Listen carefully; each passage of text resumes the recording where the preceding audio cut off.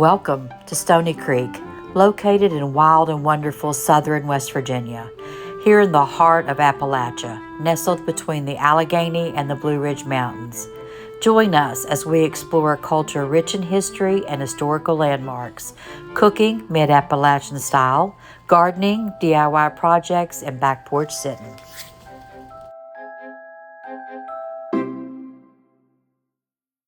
Okay, y'all, let's pick up Mary Jane's War, where her brother just passed away, and they're having the funeral services. All right, the last part of this chapter is they did have a beautiful hilltop cemetery, not only overlooking Lilydale, but with a wide view of Peters Mountain. A more godlike sight could not be found.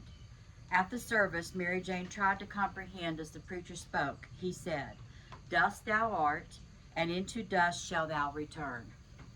The body returns to the earth from which it came." Then the preacher prayed, "O Lord, we bless thy holy name for all thy servants who depart this life in thy faith and fear, beseeching thee to grant them continued growth in thy love and service."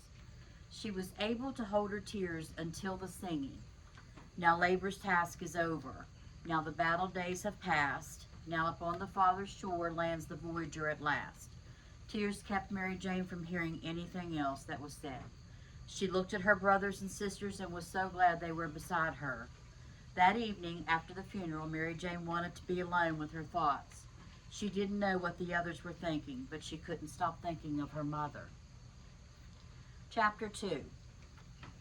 Mary Jane's life had changed on Wednesday, March 6, 1833, as her father had married Elizabeth Kessinger. The Kessinger family was of German origin also, but they had come to Monroe County about 20 years before the Arnotts came. They originally spelled their name as Kisner, K-I-S-N-E-R, but Monroe County has a way of changing spellings for some reason. Mary Jane had trouble thinking of her as mother. Elizabeth was 33 years of age when she married Henry Jr., and she took on his 9 children to raise, as Henry's oldest daughter, Rebecca, had married Jefferson Mann in January of that year. The neighbors had said that stepmothering is a hard business. By the time Henry Jr. had built 2 large rooms onto his house, one for boys and one for girls. He had grandmother's house, as he assigned an older child the responsibility of raising and caring for a younger child. Henry and Elizabeth would have 4 children of their own. Lucinda, born April 26, 1834. Caroline, born February 11, 1838. Jessie R., born September 5, 1839. John Wesley, born January 9, 1842. All babies were born at home without a doctor. Childbirth was a marvel to Mary Jane. Aunt Hattie, as she was called, delivered most of the babies in Lilydale. She was known as the midwife of Lilydale. The neighbors all trusted her because they all knew she would send for the doctor if anything went wrong. When the time drew near, they would send for Aunt Hattie. Somehow she could predict the exact time of delivery. Some said it was witchcraft, others said women just knew these things. If the time were near, she would just move in with the family and stay through the entire event. Mary Jane watched as she boiled the towels, made diapers from old rags, laid out soap, made homemade syrup with water, a tiny teaspoon, a knife to cut the umbilical cord, and equipment to boil water. As time approached, excitement built in the family. Mary Jane's job was to help in the kitchen, so she held her post so that she could witness the entire event. The mother was bathed well and given a dose of castor oil before delivery. Everything was laid out in proper order as Aunt Hattie made alder and black snake root tea. After a labor that extended to what seemed forever, the child was born. The cord was cut and tied to the baby's belly, and the baby was given a couple tiny spoonfuls of syrup and warm water. Then the mother was given a dose of paregoric and would remain in bed for 9 days. Aunt Hattie would stay for the 9 days, but to only attend to the mother and child. When the neighbor ladies came to visit, one of them said that they should have placed a knife under the bed to cut the pain of the childbirth. The normal payment to a midwife was to have a male member of the household go to the midwife's house to do work or to give payment in food, often a combination of the two. Aunt Hattie always said that she wasn't working for the family, but working for the Lord. The workload increased at home as more children were born. Henry Jr. missed having Rebecca at home to help.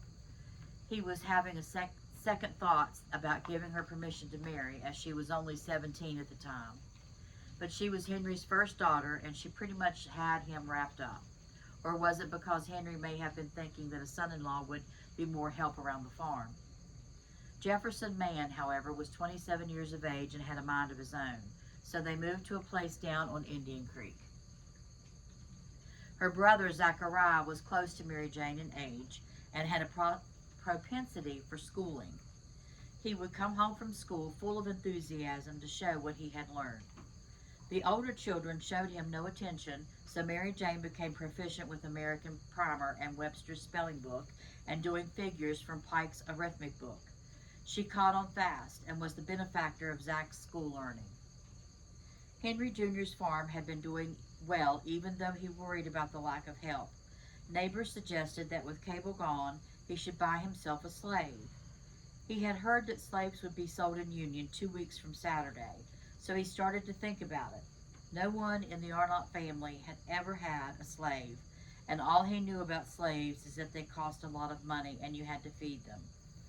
He had supposed that you could keep one like a member of the family and that he would work in the field and you didn't have to pay. Henry Jr. was sending a few cattle to market and selling most of his crops to the hotel at the Salt.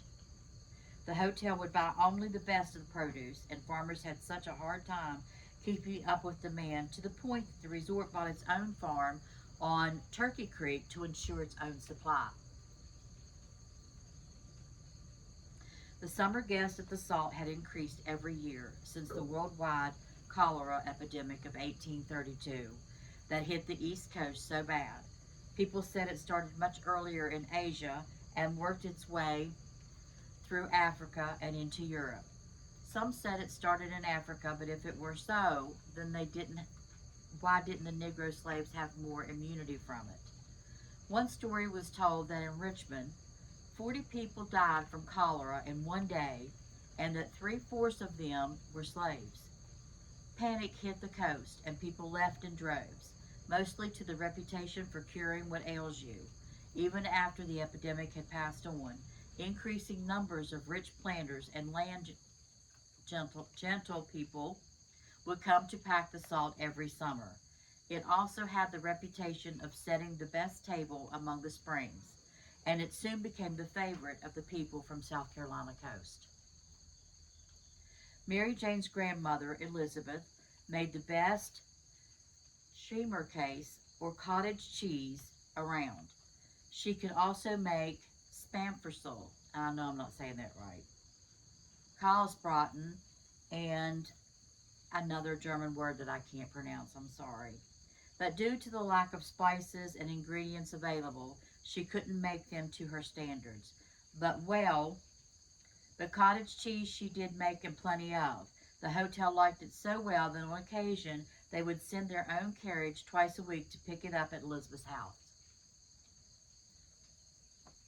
When the Salt opened its own farm, Henry Jr. said, "That's it. If I don't produce more on my farm, they will buy less and less from us. I'm going to Union and buy a slave." If that's what he had to do, then that's what he had to do.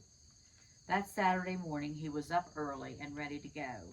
At every opportunity he had, he wanted Zach to learn the ways of the world. So he told Zach and Mary Jane that they could go with him to Union to buy a slave. They were always ready to go at a drop of a hat. When Mary Jane had a few coins saved up that she would exercise at Shanklin's shore, while her father and Zach would get the news at the courthouse. The slave auction would start in 1 hour, and buyers were looking over the 8 slaves to be sold. Some of the slaves were lame or injured. The older ones appeared to have arthritis and a shifty eye. One had the scars of many lashes on his back. Why was this one whipped so much? Was he rebellious, or had he tried to escape? As Henry Jr. stood among the potential buyers, they began to grumble. One man said, "These are culls, C-U-L-L-S, that someone is trying to dump on small farmers." The auction started, and Henry Jr. made a low bid on a couple of them, but soon backed off as few bids were made during the auctioneer's chatter. "Something is wrong when so few people are bidding," he said to himself. So he backed off and buying and went to look for his children. Zach was excited by the prospect of owning a slave, but Mary Jane was shaken after seeing a human being sold at auction. Now I'm going to go back to Union Courthouse and take pictures, because as I'm reading this, it occurred to me that I have seen, there is a gazebo there now, but I do believe I remember hearing that that was the spot in front of the courthouse where slaves were sold. I can't imagine selling a human being as a slave. I'm sorry, I can't go there. I think it's horrible, and it's hard to believe that I can go and stand in a spot right now where that actually took place. We have a lot wrong in our world, but I'm glad that that's one thing that's over. That's atrocious. But I think that I will go back. I don't think I have any pictures of the Union Courthouse.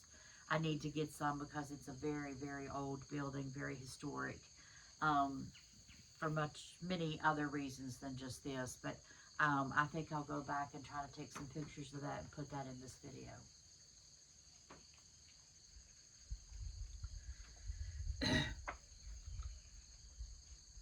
On the way home, Zach was disappointed that they hadn't bought a slave as he had told his friends they were going to do. His father tried to explain to him that it wouldn't be wise to spend a lot of money on help that wasn't physically or mentally strong.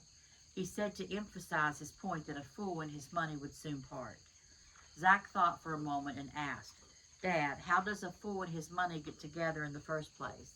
That's a good question. Henry had to think for a moment. A fool works hard for his money and then spends it on things that he doesn't really need, such as a sick slave. That's why I didn't buy one. Besides, the children are growing and can do more work at home. Little could Henry Jr. have foreseen what lay ahead. He knew that all the wheat crops were failing in 1836, which would mean less labor was needed on the farm for wheat harvest, but with less bread, they would have to make do with other items. Chestnuts would have to be gathered for roasting, as they did when he was a little boy, when they first came to Lilydale. There is still plenty of game in the mountains.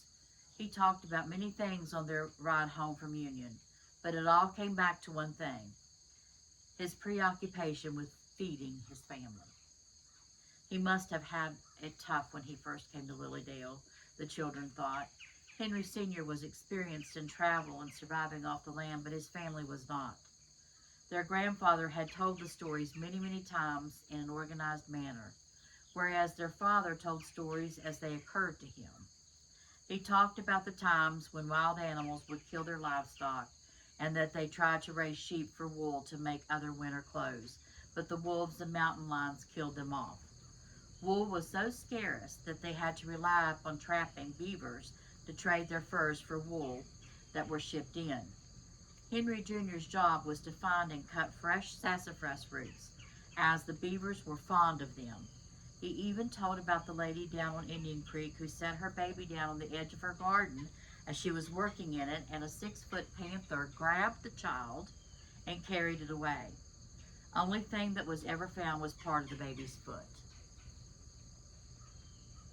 So there were mountain lions here and panthers, and some say there still are in the deep, deep woods. Again, I've mentioned this earlier, but I do know of some people that claim that they have saw them right here. Henry Jr. grew up with the threat of Indians, and the Indians were still in Monroe County when he was a boy. People carried guns with them to church and everywhere they went.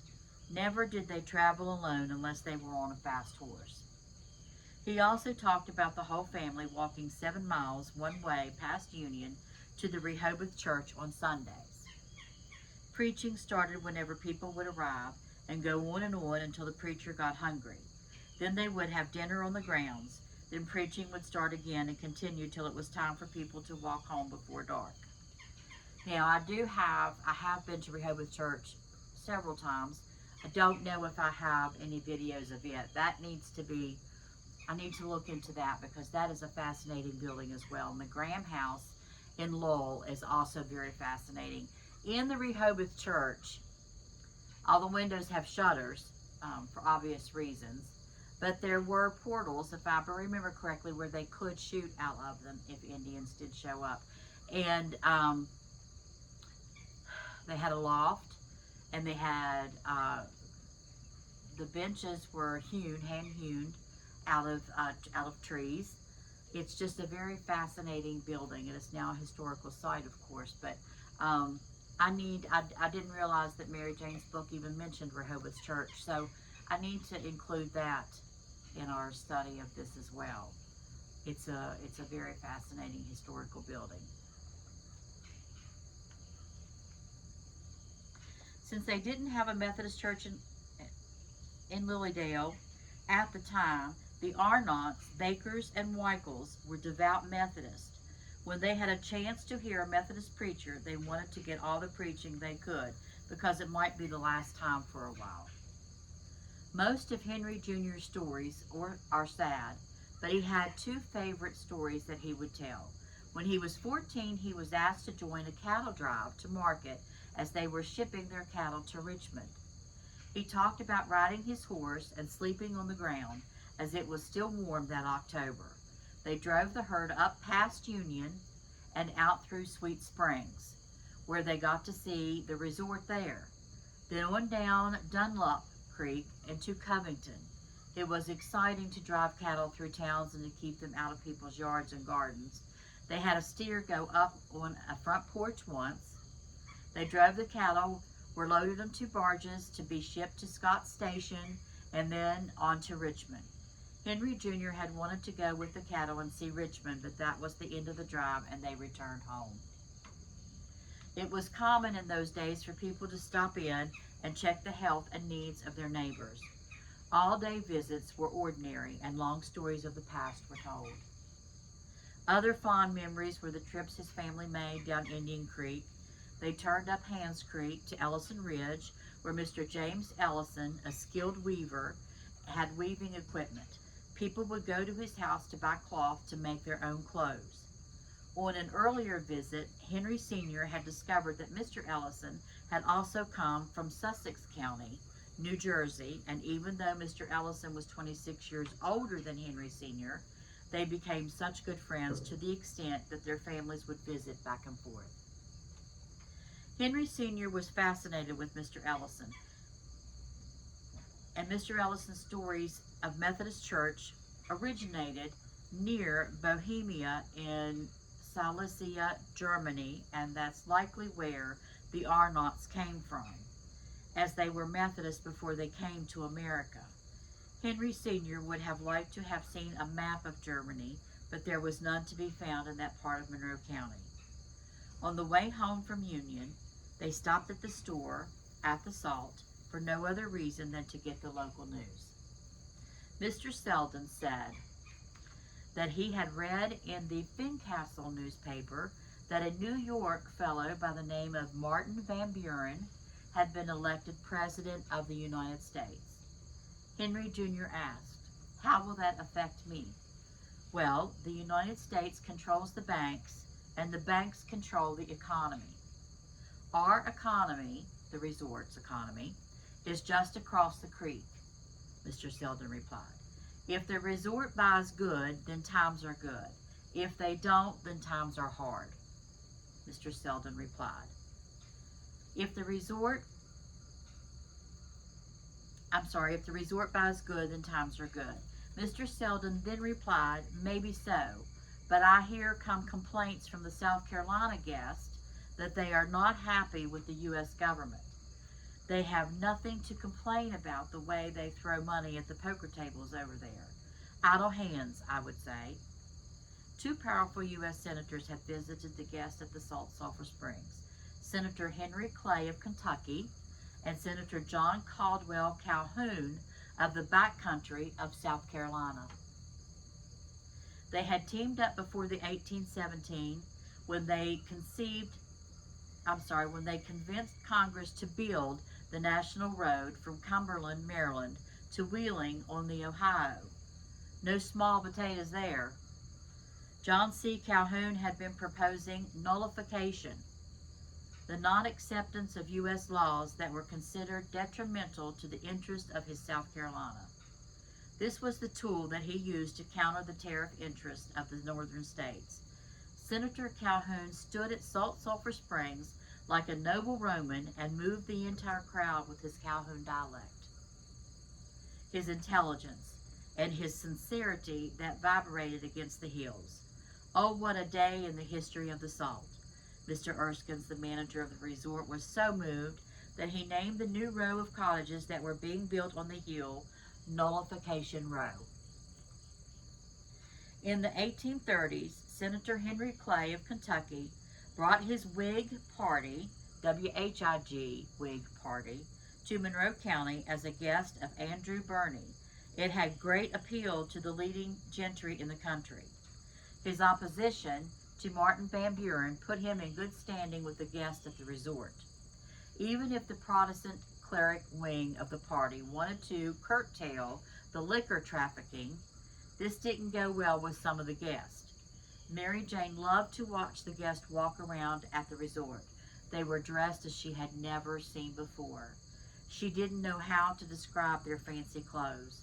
The gentlemen bowed to the ladies, and they would curtsy in return. Servants brought them home, followed them, and even the servants were dressed finer than Mary Jane had ever seen. It all looked as if they were from another world, and a fine world it must be. No work, plenty of money, and servants to look after their every need. Henry Jr. said, "We better get home. I'll have a lot of explaining to do because I'm not bringing a slave home, as everyone will be expecting." By 1837, the number of guests for the summer decreased, and folks said it was due to money crisis at the banks, in the cities, and money was tight everywhere. Mr. Selden said, "It's hard to tell if we are in a recession, as money is always tight in Monroe County." Now, this was in the 1800s when this comment was made by Mr. Selden. But I have to reiterate here that it's the same here in Monroe County. It's still the same all of these years later. I mean, we feel it. We feel when the country, or to a certain point, the news tells us that we're in a recession. But other than the prices going up and up at the stores, we still put up a lot of our own food. We still raise our own cattle. We still raise our own hogs and chickens. Many places still here in southern part of West Virginia still do that. So even though, yes, we do feel it, but it's not nearly as much as in the cities, as people in the outlying parts of the country feel. We're still that independent. We still live that I don't want to use the word backwoods, but we still live in a manner that we can still survive. We don't wear the finest of clothes. We can't afford the finest of clothes, and we can't afford the finest of foods on our table. But we eat, we survive. We make it, we work hard, and what jobs are there, we work them, and we do the best that we can. And I find that just extremely fascinating, that that same comment that was made then in the 1800s can be made now, here in 2024. Unreal. Okay, that's the end of chapter 2. Next, we'll start on chapter 3, which is President Van Buren.